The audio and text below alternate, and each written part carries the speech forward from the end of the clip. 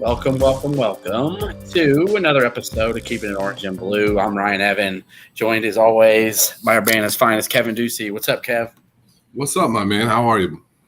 Oh, man. So just, enjoyed a wonderful weekend, just another week closer to kick off, less than 2 weeks away from Toledo. So I'm super excited about that.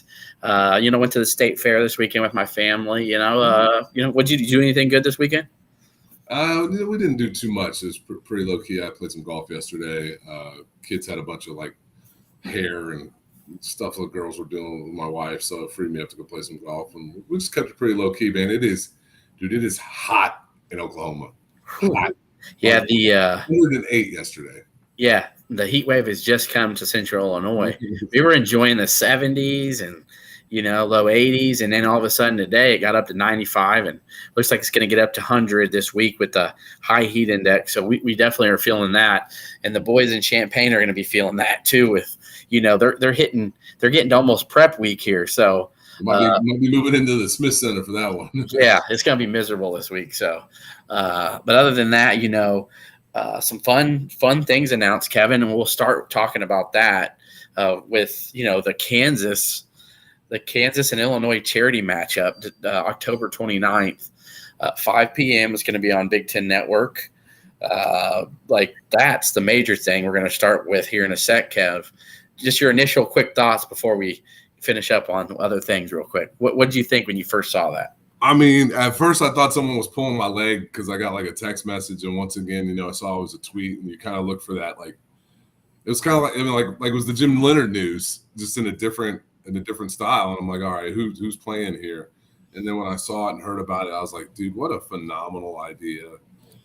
And I guess Brad and Bill are buds. I mean, they go way back. I guess Bill Self was part of the team with recruitment when they were looking at Brad to come to Oklahoma State.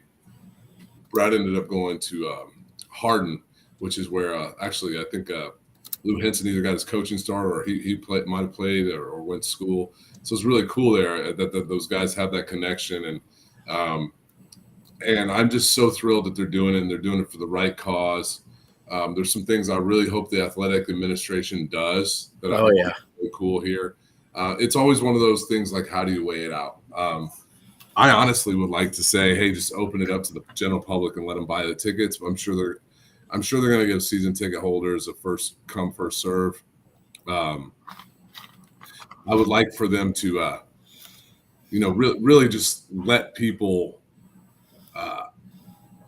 let people come, right? Because the thing I would hate to see is season ticket holders jump on it, buy a $50 ticket, sitting in the lower sections, always be A section to me, and then not show up for what is truly going to be a great event. I would imagine because it's being televised, because fans are going to spend good money to go there, that Brad and Bill will probably treat this as close to a real game atmosphere as possible. But I'd also love to see the school do little fun things. And last but not least, and we talk about this in a little bit more detail if we like, but I would really love it if the Illini fan base did not boo Bill Self. I think they should. All right, first of all, booing a guy to agree to come play here 20 years after he left in a charity function, it's just not the right time to boo him. And so I would be highly disappointed if our fan base did that. But all in all, kudos to those two guys. Kudos to the athletic administrations for making it happen. Wish I could make it. Wish I could come back for that one, but that's not going to happen. So, yeah, I'm definitely excited about it. I think Bill Self should be honored in some capacity. I actually think he should get a standing ovation, personally. Same. I'd just cheer for him. So that's how I feel about that, and I definitely would be if I was able to attend. I think the moment that we're able to get find out when tickets are available and all that stuff would be fun, to jump on as quick as I could. I hope they just sell every ticket for pretty much the same price, because I think they're going to make a ton of money. We're talking about hundreds of thousands of dollars. It's going to sell out, and it didn't matter if they sold them for 50 or 30, but let's just, like I said, we talked earlier, if they sold everyone for $35, that's what, $450,000. Yeah, so for 35. Yeah. So really quick though, the show Keepin' It Orange and Blue, sponsored by Hometown Hype Apparel. So Scott Davies and his crew do a great job. Proud sponsor of Keepin' It Orange and Blue. They got a 10% discount code right now, Orange and Blue, on your first order, where you can buy, something like this. Keepin' It Orange and Blue. These sharp shirts right here. There's orange. There's this blue, dark blue one, and then they have a white one. So I know Kev's family's rocking them. My family's got them. Got some coworkers that have bought some. I have some good friends and followers who've bought some, and they're there till they sell out. So he told me he's still got a few different sizes of every color. So they're still available from youth large all the way to 3X. Get a hold of Scott Davies at hometownhypeapparel.com or give him a call, 217-278-0120. So we appreciate sponsor of Keepin' It Orange and Blue, Hometown Hype Apparel. Absolutely. The shirts are great quality. Love them. I'm not wearing mine tonight, unfortunately, but you can only wear your shirt representing yourself so often, you start to feel a little weird about it. So. Also, too, yeah, I get it. I just happened to wear it today, actually. Yeah. So real quick before we jump into the Kansas, Illinois thing more in depth, right now, what we got going on here at Keepin' It Orange and Blue, if you like or retweet this live stream right now, just like the video I posted Friday, giving you 3 chances to win, we've got 2 tickets to every home game that's not Penn State. That Penn State game is going to be a sellout, but we're encouraging people to show up to the games.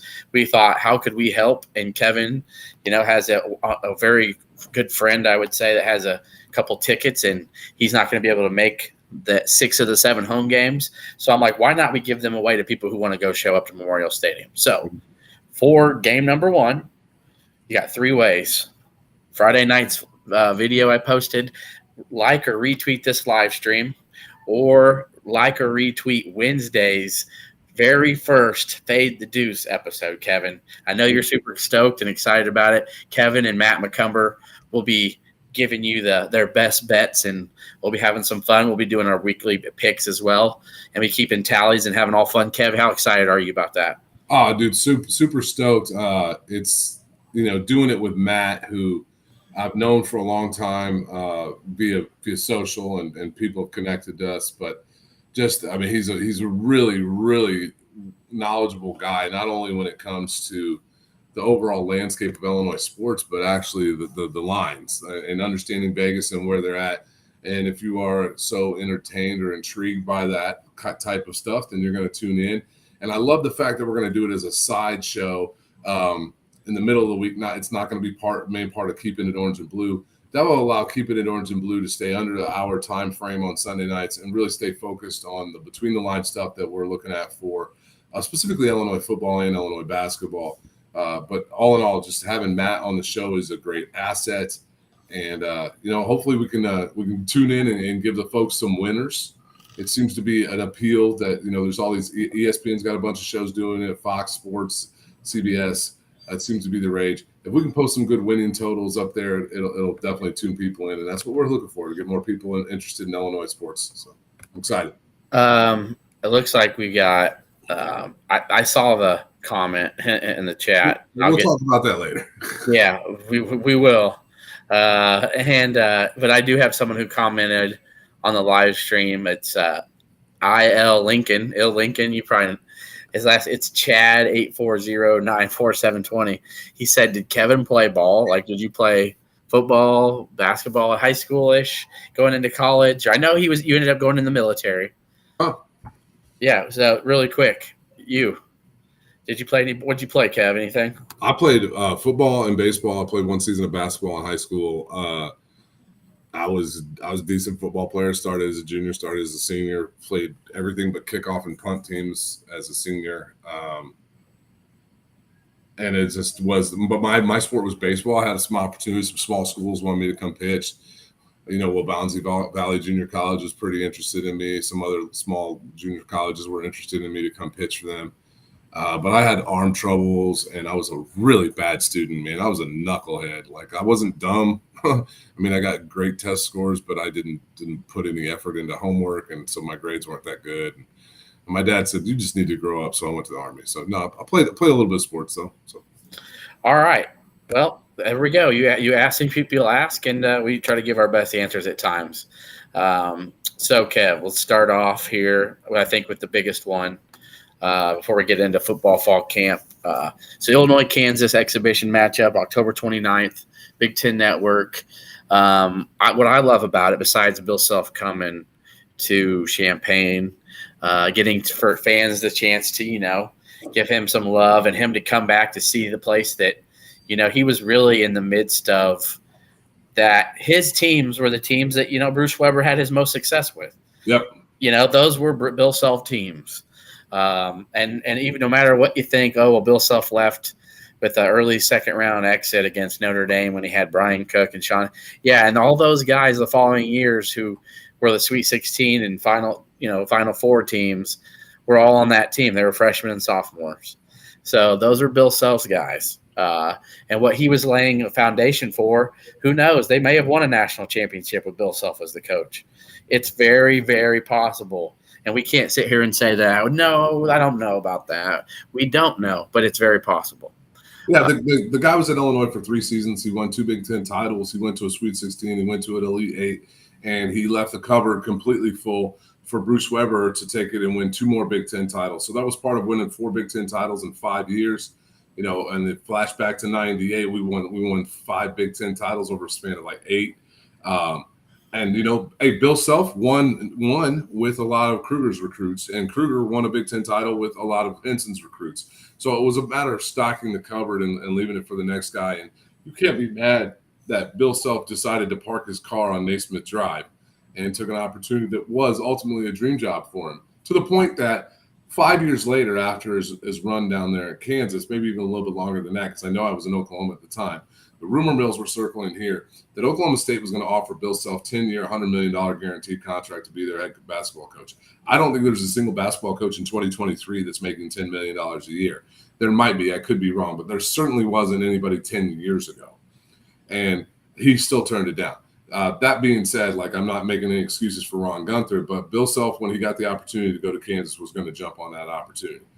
He's from Oklahoma City. I've had that pleasure of running into some people who know and connected with Bill Self around here. Kansas is 4.5 hours away, which I'm going to make that drive here in a couple Fridays. So there's just a lot of opportunities for him. It's close to home. It's in the conference he grew up in. So be it. You can't be mad at the guy. He did a great job when he was here, and he left it a better place than what he found it. And for the team, actually, I think it's going to be great. It's a great tune-up. Yeah. Think about that. That's like priceless. Illinois did play Kansas in like a secret scrimmage last year where Luke Goody got hurt. And that's what this was going to be. And then they decided to do this. And it'll be interesting because I wonder where the NCAA is going to come into this, right? Because there could be some competitive advantages, disadvantages, things if they're going to approach this like a real basketball game or not. But if they do approach this like a real basketball game, first of all, Illinois fans are going to get 2 top 10 teams that we're going to be able to see here live, and that's Kansas and Marquette. You're going to be able to throw in we're going to be able to throw in Tennessee. You're going to be able to throw in FAU. I mean, those are multiple top 10 teams that they're going to play in the preseason schedule. It's a non-con schedule. It's just great for Illinois basketball. Yeah, I mean, it's going to be great for the fans too, but definitely priceless for the team to get that kind of experience.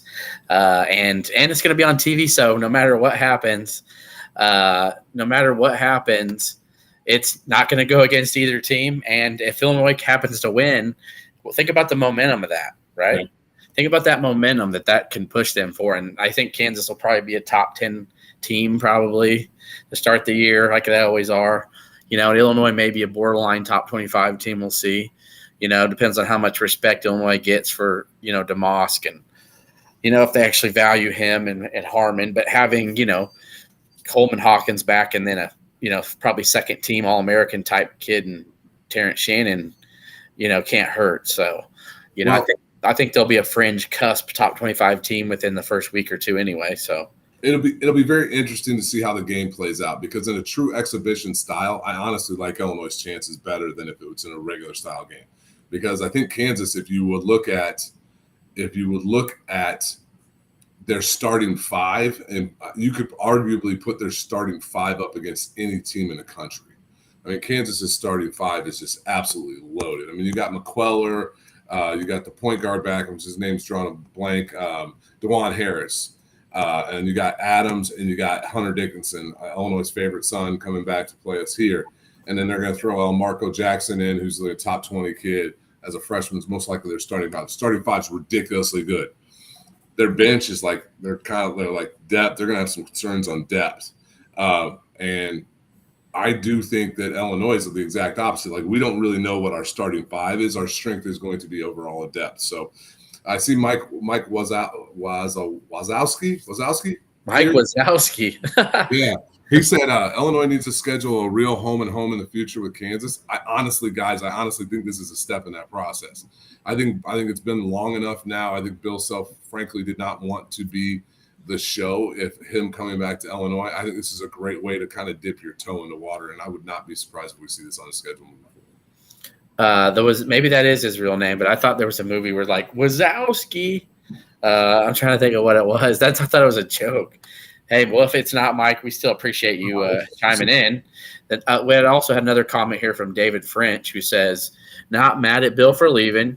Kudos to both teams for the scrimmage. I think this will also open some recruits' eyes on Illinois basketball." It will definitely be the talk of the preseason for college hoops, and it will be broadcast for all to see. So I think it's going to be, think about for Dre Gibbs Lawhorn or Ty Rogers and even Amani Hansberry getting chances to play against Kansas in an exhibition environment, where it's like, go out there, let's try some things, let's see how confident you are, let's see if your demeanor changes. Maybe you're going to confidential skyrocket because you hit 3 threes in a game. So I love it, love everything about it, and it was amazing to see that on Friday for sure. It'd be interesting. I was thinking about it from the Illinois freshman perspective, as you talk about DGL and Amani and Nico, and their first collegiate game that is going to feel like a real game is going to be Kansas in the State Farm Center. I almost said Assembly Hall like Bill Self did. I think it's actually Ottawa. They play. I know, but that's going to be the first real let's be real. The real game. Okay, environment. It's going to be that. But think about it: if you're Kansas and you're a true freshman, your first ever game is going to be on your first real college feel of an experience of a game is going to be on the road at Illinois. It's kind of cool. Yeah, it's going to be against an Orange Crush that's ready to rock and roll, no doubt. So that's going to be fun, man. I'm super stoked for that, and that's going to be right around. I think Illinois has a bye that week too, football.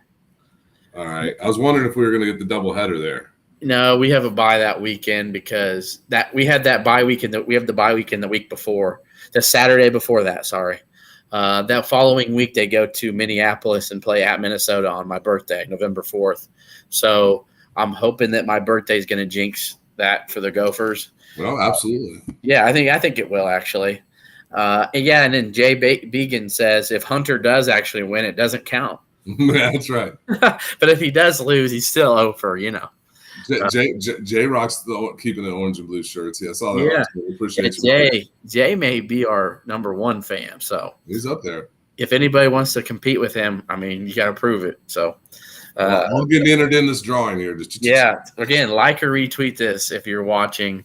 I posted a tweet for everybody as well. So, Kev, now with it looks like I was watching. I don't know if you watched. Did you happen to see the Big Ten, Illinois Big Ten conference on Big Ten Network? They had a camp day for every team. Did you happen to see that episode? Oh, 100%. Absolutely. Yep. Sure did. So what were your initial takeaways from some of the videos you saw from Dave Revson on Twitter and what they showed in the hour-long Big Ten Network piece that I loved, talking to Isaiah Williams, getting to talk to Aaron Henry. By the way, salute and congrats on your set of twins. Heck yeah, my man. Brother. So what was your first takeaway from that and what you saw? What got you excited when you were watching that? All right, so the biggest thing that I'm gonna take away from this, and you guys have heard this if you listen to the show, you've heard me say this. I've said it over and over again.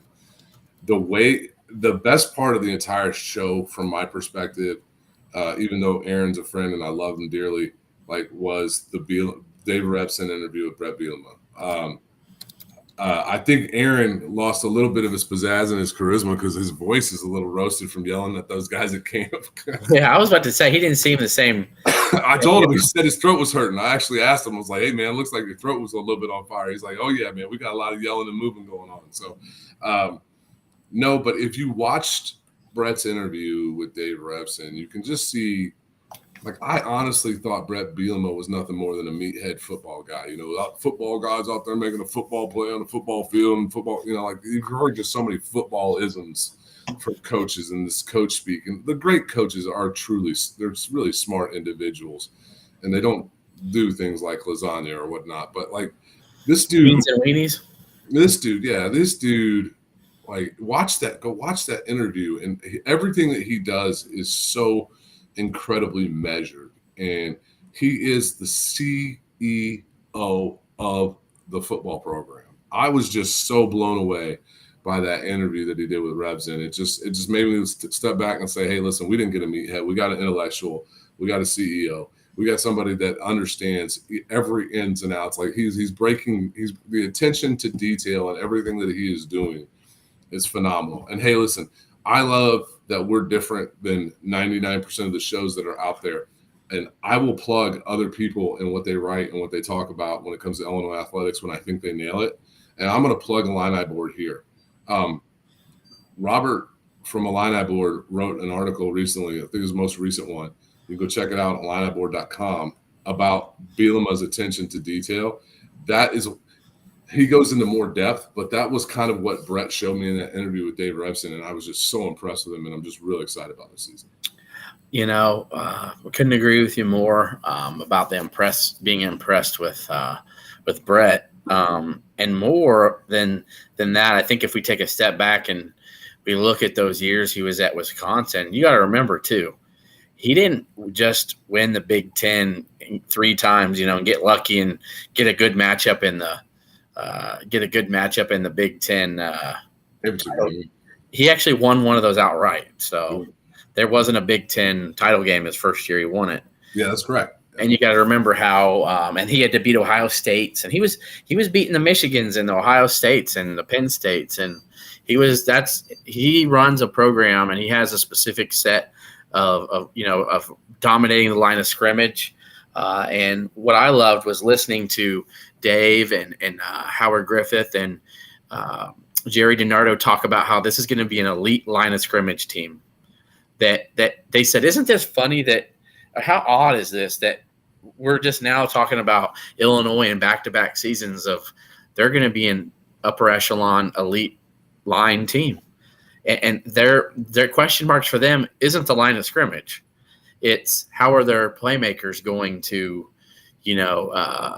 change the game. And a couple things that stood out for me too is how impressed they were with, some of the young wide receivers Illinois has, like Malik Elzy, who's just been phenomenal and making some spectacular catches. And that when Aaron Henry was talking about some of the very good young secondary they have, Clayton Bush from SIU, and Nicario Harper, who he said made one of the most outstanding plays he's ever seen. And I've been hearing good things as well about the safeties. I think it's just all going to be more about how do Tyler Strain and Xavier Scott, hold their spots down, because I know Taz Nicholson is going to be having his, but those things stood out to me. And then just watching the D-line workouts with Jameson has me – they've got 4 mammoth men. I don't know who number 6 is. Denzel Daxon. Is that a name we might want to be watching for, Kev? Yeah, transfer from Ohio, man. Pushing T-Rod Edwards pretty hard here from what I understand. Yeah, and so I didn't think about that dude. And that dude was a stud at Ohio, correct? Absolutely, yeah. All MAC performer, I'm pretty sure. Okay, because, man, when I was like – when I saw them working out, I'm like, okay, there's Randolph, there's Newton, okay, there's Edwards, and then there's this number 6 that's like a mammoth. He's like as big as Calvin Avery. He looks like Calvin Avery. Like Calvin Avery. But I was like, who is that? But the single number makes the guy look a lot bigger. So. And then Bryce Barnes is the 5th one. He ain't no slouch either. One of the strongest guys on the team. So can you imagine? Can you imagine the Illinois second unit with Edwards and Daxon is gonna have quality performers and guys have been all MAC level. Yeah, Evan Kurtz is on the come. Said McConnell, so they just got to stay healthy there. Hey Ryan, I want to jump on your point too when you're talking about Bielema. Like I mean, you don't really. Sorry, my bad. My son was throwing a fit, and I'm looking like. Okay. It happens. I wanted to elaborate. Like, I think a lot of Illini fans look at Bielema when he came here and were like, "Oh yeah, he won 3 titles at Wisconsin. He just inherited Barry Alvarez's stuff and took it and ran with it." Well, Bielema didn't win a title until 2011 at Wisconsin, and he took over in 2010. He took over in 2006. He was second in the Big Ten that year, 12-1. He won the title outright in 2010 before they had a championship game. So that was a team that he built. And then in 2011 and 12, he won the first 2 Big Ten championship games. The second one, they boat raced. Nebraska hung 70 on them. So he has built programs, and I think that I did not give him the credit for that in the past. I thought it was just he just rode Barry Alvarez's coattails. Well, hey, did you hear that, Carl? I made a good point. So. Yeah, what do you know, Kev? I actually made a good point. Hey, did I interrupt you? I tried not to. But anyway, David French. I think Carl's a Kev guy. If he could wear a T-shirt here, he'd be like Team Kev. I'd be like, oh yeah, hey, what can I say, man? You got fans. Now I got David French. I think he's a Swami type guy. Did you see the freak list that was put out? And no Illinois player was on it, Kev. And of course. No. They did. They put in all. I think it was Feldman. Bruce Feldman put out a top 50 in the Big Ten freak list of physical specimens. Not one Illinois player was on it. Oh, but I thought David might have been talking about the one that was put out there about Gabe Yakus on the Yakus was put out on the freak list. Yeah. So, no. Yes. Well, I was just saying that Feldman has one, and there's no Illinois player on it. Well, Feldman, swing and a miss there, And no, Bruce, and let me tell you this, and Brett, let me tell you, already he's he posted shrugs like this. He was like, family? He's like, because he knows what he's got. He knows that defensive line's a bunch of freaks. I mean, how could you not put a guy like Seth Coleman on it? You know what I mean? And just say,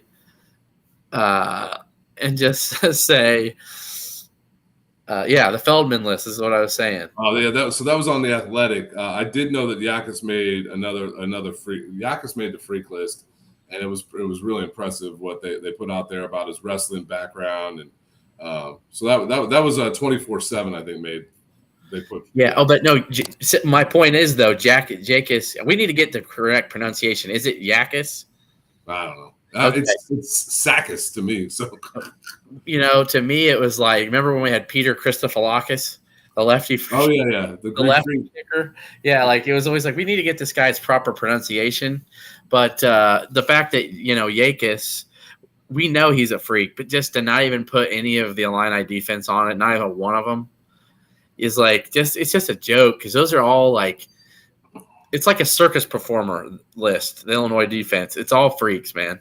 Well, we got 3 running backs that are 230 pounds. Not one of them's a freak. Oh, and so think about that. You got Anderson, and when people get to see Caden Fagan running the ball, I think Caden Fagan, they're gonna go, who the hell is this guy? And how like a little like Martez Wilson playing running back. Yeah, they're gonna be like, who's this dude who's like 6'3", 245 pounds, and he's 18? You're like, yeah, he looked like that since he was a sophomore. Yeah, well, that's when he was playing with my nephew. I was watching him play back then. He was just trucking people. Like, it was almost unfair, man. But yeah, so Illinois' got nobody on the freak list of Feldman. That's fine. I actually kind of like it because that just let everybody sleep on Illinois, man. Just let them sleep. You know, everybody was loving up on Wisconsin because they got USC transfer, Oklahoma State transfer wide receivers. Oh, they got Tanner Mordecai. They got Fickle. Just come on, keep on hyping the Badgers up. Just sleep on Illinois. It's old Illinois again. No, don't worry about Illinois. They're just gonna be ready for Penn State at 2-0, and they'll be a top 5 team. Oh my goodness, I just can't wait, man. So, what, Kev? I'll let you start this one. What have you been hearing, or is there a name? So this is week 2. We're gonna do one more week of this. We've each given you one, so we're gonna give you a total of 6. A breakout name that you've heard from camp that I gave you mine already, Kev, privately. So don't take it because it's a good one. It is a good one. So who do you have? And not a hopeful one that you think, maybe one that you've heard that but you're just expecting him to have a big year. It's just there's just no way he can't. Well, and this guy that I'm thinking of is going to be similar to like a Matt Bailey, right? Like he's not going to be depended on early on. You're not, and all of a sudden, like he's going to be on the field and he's just going to be making plays, and you're like, man, who is that guy? And you're going to be like, I thought Malik Elzy was a wide receiver wearing number 2 on offense, but no, and it's a friend of the program. Sabur Kareem's going to be hard to keep off the field, man. Like that dude is like, he just has some amazing instincts. I mean, you and I spoke with him. Incredibly intelligent young man. Oh yeah, I man, like that was one of the favorite. This is one of my favorite things that we've done since we've done this show is talking to him. I'm impressed with all the young men that we've had on the show, and I think the world of all of them. But Sabur, it's just stuck out in my head, and from what I'm hearing is he's just athletic and big, and he's smart. And you take the what's the 3-letter thing that Bielema kept talking about? Like those are like smart, dependable, like he's got those things, those categories, and I think there's been enough shakeup with the secondary that there's opportunities there that I think Sabur is going to find the field a little bit this year and maybe have like that kind of like when he's on the field he's going to pop in that way that Matt Bailey did, right? Like I think you go down the list of like the top 15, 18 defenders last year. Like Bailey was probably in that like 15 to 18 range before you start breaking out. Yeah, Matt Bailey's on that list. I think Sabur could be that guy this year, and I don't think that we were probably expecting that from a true freshman on this defense. I mean, I gotta admit though, I agree that Sabur Kareem is going to have a great career at Illinois, and I think he's definitely got a real shot to play this year and make some plays. I really hope he gets to. But if he doesn't, I won't be upset because that means guys like Strain and Hill and Bailey and some of the older guys are making plays and they're just dominating. So if it doesn't end up being that is a good thing. That's okay. But completely agree. So mine will be a guy that, didn't necessarily play tons last year at the linebacker position, meaning like it was more like mid-year when he really got a real good shot. But he actually started out the program as a fullback because he's just built like a shit brick house, And I gotta be honest, dude. Oh yeah, go look him up after I put him on here. And he made a couple really big plays against Iowa last year. Had a real big sack last year against Petrus when late in the game. I think it was maybe he even forced a overthrow when Matt Bailey had a pick to seal that game. Kenenna Odeluga, number 39. He'll be starting next to Tariq Barnes. he's going to be one of that front seven of just nasty, nasty dudes who I know this, Kev. I wouldn't want that front seven coming at me. I'd probably pay every dime I had to take that snap off. So I almost feel bad for the opposing quarterbacks against this D line. I think that's really, and some of the things I've heard too about the team is that, like I heard a couple tonight, I was told that the right side of the line has been really struggling containing the line, the D line. Right. And it's not because we don't have good offensive linemen. I told the gentleman who told me that, who knows players on the team, have you ever thought it's our defensive line? I mean, well, that and from what I understand is that in the moments when he's been out there, Zy Chrysler has done all the right things, and the staff is really high on him about what he's going to be able to do at right tackle. But he's been a little bit banged. He had surgery in the spring, and so they're taking it very precautiously with him. Like, I think he's going to start at right tackle against Toledo. But if he's not there at right tackle, that does provide some concerns because the left side is set with Adams and Pearl. And then sounds like Josh Kreutz has got the center spot locked up. Yes. But I'm just saying you got the three starters, two of them are returning are on the left side. Yeah. And so the right side is going to be a little bit less. Who are you hearing to finish the right side out? Is it Gesky? Is it Gesky or is it Slaughter and Chrysler? Slaughter and Gatsky are there right now, but Chrysler will slide into Gatsky's spot most likely, and Slaughter will be the guard. So that's one thing. Is I know people have made some comments about Kreutz not being very big. He's like 290, 295 pounds. So is Doug Kramer, by the way. And I think he knows a thing or two about how to play that position too. Yeah. His daddy was nasty and a real good one. But if you've got Chrysler, Slaughter, Adams, and Pearl around you, like all three of them dudes. Well, Pearl might be like 315, but the other three are like 330 or better. So you're all right. I knew where I heard Wazowski from, Kev. Yeah, it's from Monsters Inc. Look, Mike Wazowski's watching right now. He said Illinois doesn't have freaks on the defense. They have monsters. Scare the opponents almost like a He-Man in the closet waiting to appear. Oh, jeez. And Power Memorial Stadium. Yeah, Mike Wazowski. Yeah, I knew it. The one-eyed guy from Monsters. The green guy. It's not Sully. It's Mike Wazowski. I knew it.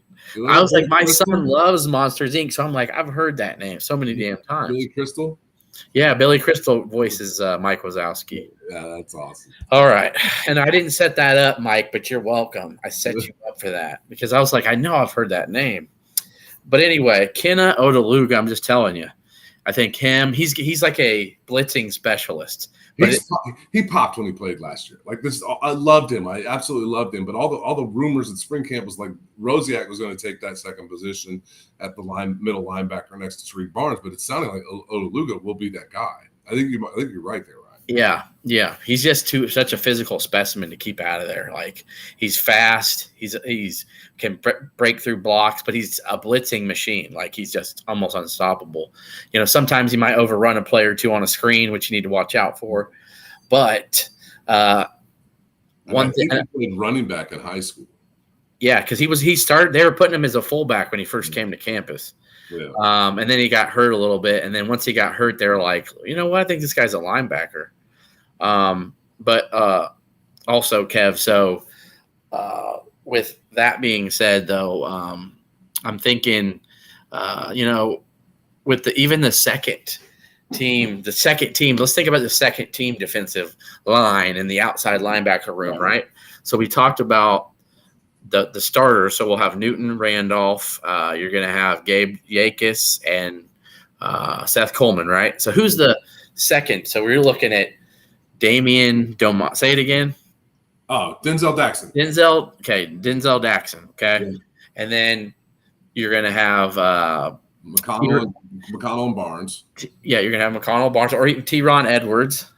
Well, he's going to be up. T-Ron or Denzel's going to start in the middle there. Okay. But I'm thinking, hey, it might be him then. But I know we got T-Ron still. T-Ron's going to get tons of reps. He's just been a solid piece. Absolutely. But Barnes is going to play. But then you look on the outsides, right? You still got Ezekiel Holmes and Alec Bryant. Yep. So just think about that 8-man rotation of those guys, even 9. That's scary, dude. And then yeah. I think the question is who's the fourth linebacker, right? So you're going to have Barnes, Rosiak, and Odaluga. Who's the fourth guy? That's going to be somebody's going to have an opportunity there to step up and take that. Now, last year, I mean, it was Odaluga, to be honest with you. I mean, he played probably more than Rosiak did, and it was because it was Barnes and Hart, and then Barnes, Hart, Dark Angelo, and Odaluga, and a little bit of Rosiak. So there's an opportunity for somebody to step up and do there and play there. And I hope it's our guy, JoJo Hayden, but that's tough for a true freshman to come in and play linebacker in the Big Ten. Yeah. Oh, yeah. And to me, it wouldn't shock me if it's Rosiak. It wouldn't shock me at all. But so moving on real quick, I think we have to, we're going to break a whole lot more down next week as we finish up week 0 and give our week 1 predictions, man. How fun is that next week, Kev, is week 0. Oh, 2 guys. I love them. I love one guy because the way he plays on special teams, number 34, Ryan Mead. Oh, my – okay. I lost my train of thought, dude, and I was thinking, what the hell was I trying to say? How the hell does Ryan Mead not get on the field more than just special teams? Dude, he flies all over the place. So dude's a freak. It's in New York City, tough. And the other 2 guys you can probably look for are James Krutz and Malachi Hood there. Okay. So, and James Krutz too. My goodness. I've heard that dude's a hitting machine. He's kind of like an Easton Baker type kid. Yeah, just want to knock your block off. Yeah, just want to knock your block off. But how crazy is it? We're, 6 days away, Kev, from, or even less than that, from week 0, college football being back. Yeah, it's exciting. It's hard to believe when it's 108 degrees outside, but it is super exciting. It's my favorite time of year. It's just, you got baseball season wrapping up. You got college football starting. The pros are ramping up. It's just a great time to be a sports fan. So. And I can't not mention this. I think you may or may not have heard of his name before, and you may have even heard of a prediction from somebody. But Illinois added 3-star defensive line, defensive end, whatever, offensive linebacker, outside linebacker, Josiah Knight from Gadsden High School in Florida, and had offers from Cincinnati, Arkansas, a couple other Big Ten schools. Purdue was in there, and Illinois added him Friday night. I'm not sure if you've got to watch his film on him or anything of that sort, but Kevin, when I did talk to him, I also tweeted what he told me, and there was one thing he did tell me that I did leave off my tweet. And if you haven't seen that's for any of the YouTube folks watching or Spotify or Apple Podcast listeners. My Twitter handle is @200columnsrye, and this is @Illini Deuce. So I said that he told me the reason he came to Illinois was that the coaching staffs are going to develop him, and he wants to lay low and develop and turn into a great player, and that Charlie Bullen is really ultimately responsible for his commitment to Illinois. Charlie Bullen with that Yankee Doodle feather in his cap.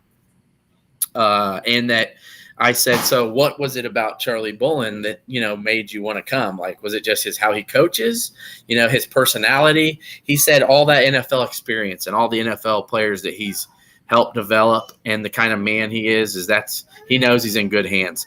Now, what does that say about Mr. Charlie Bullen to you, Kevin? Everything I've heard is just glowing, and that he is a perfect fit for the college game. He's got some NFL experience, but he's a young guy, and he's come in and he's done really well. And those who don't know, I mean, Knight was committed to Cincinnati and had Georgia Tech breathing down his neck, and so Knight decommitted from Cincinnati when Fickle took the Wisconsin job. But, I mean, this is the type of kid. I mean, Cincinnati's recruiting high-level guys, right? I mean, they've had multiple first-round draft picks the past few years. So this is a kid that I think Illinois is really excited about, 6'4", 230. And here's one for the home team. Russell Ellington, former Homewood Flossmoor player, who also played at the with Illinois. I think he was a teammate of Supo Sani. You guys remember back in those days? Oh, number 7. Yeah, Illinois, a couple of Illinois teammates from Homewood Flossmoor. Russell Ellington's his coach down there. It's his first year down there. I don't know how much that swayed it for the orange and blue, but it's nice to see our alumni stretch their wings and help us out a little bit. So a big addition. I think Illinois is still not done in that department yet. Got a couple guys. I've heard, Kev, Dalen Platt's still out there waiting. And I've heard that maybe Brian Robinson's having some second guesses. So some second thoughts about coming. That'd be huge. Yeah. So that's my little recruiting tidbit for the night. I try to drop those when I can for all the people who watch or listen. Sean Garner, Illinois does not play in week 0 this year. They play in week 1 at home against Toledo at 6:30 on Big Ten Network. MacArthur will be good this season. They actually have a freshman who's built like a grown man who is Illinois already offered in the class of 2027. So, and they always make the playoffs every year regardless. And now they're adding some 14-year-olds that look like 17-year-olds. So I like MacArthur to win probably 6 or 7 games this year. They play in the tough Central State 8, playing, Rochester and Sacred Heart Griffin. So they'll be tough. Yeah. Oh yeah. Those mighty Urbana Tiger, whatever the heck, Bobcats or whatever the heck they are. No, I just missed the Big 12 days. You said the MacArthur being in Central State. No. Part, man. I get it, dude. I miss it too. But I can tell you they're not playing any less quality. Hell no. They're playing, Derek Leonard's and they're playing teams that win the state every year. Yeah. When does Jeremiah Fears announce his decision? Sounds like he's announcing early. Is it January or February or something like that? January 13th. Yeah, January 13th, Sean. As a friend of the program, we're in good. Yes. Illinois is in a good spot. Illinois is in a good spot. And, that would be the biggest recruit, Kevs, in a long, long time. Maybe since Merez Johnson. Right. It's turning out that way. So with that being said, that the 10 o'clock hour is here, Kevin. We'll finish up with final thoughts, and I'll let you take the floor. What is your final thought as we head into week 0 or just as we head into one of the final weeks of August here? I'm a between the lines guy. I say it all the time. Between the lines, what happened for Illinois this week? Adrian DeChaussart had a phenomenal Sunday, just barely missed finishing in the top 10 on the Corn Ferry Tour. He's 11th. Our other guys who are on the PGA Tour were eliminated last week, so that's unfortunate. But you can still follow. There's 3 guys that Illinois have, former Illini guys that are playing pretty regularly on the Corn Ferry, and that's Michael Fiegels, Brian Campbell, and Adrian DeChaussart. DeChaussart will be on the PGA Tour next year, so that's exciting. And then, with where the Europeans are currently from a golf perspective, he might have a chance to make a Ryder Cup in a few years, like Thomas Peters played on a couple. That would be really awesome. So that's just a little golf tidbit there. Jackson Buchanan was in the amateur and got to the round of 32 and lost in extra holes, I think, to make the round of 16. It would have been covered on Golf Network this weekend, which would have been really cool. Illinois also nabbed a couple transfers recently. It's not been normally the Mike Small way, but should prep the team for a really good year there. And then one last thing about what happens between the lines. Another sport I love that I don't talk much about the show, and I really hope they're good again because when they're good, it's awesome. Illinois women's volleyball lost the exhibition to EIU. Not good. Thomas has got to figure that out over there. Yeah, there's the volleyball is definitely trending down. The wrong way, yeah. The wrong way. And that's for some reason. I'm not sure why. I mean, but it's one of the strongest programs in my lifetime. It's one of the strongest programs at the school, and that's unfortunate. So, yeah, 110%, Kev. And mine, it's something that I've mentioned quite a few times over the last month, but I'm going to keep doing it.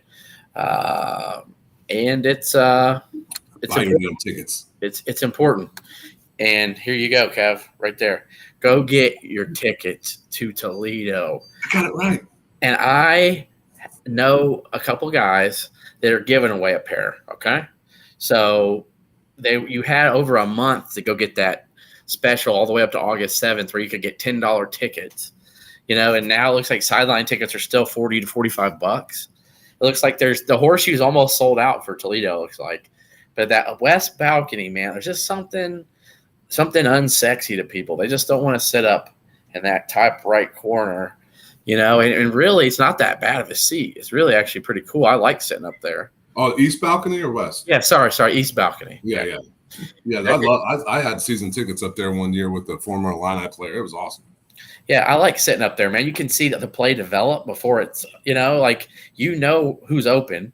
The TV camera's not putting it on that. And when you're sitting all the way down at the end of that horseshoe, you feel like you're 75 yards away from the action.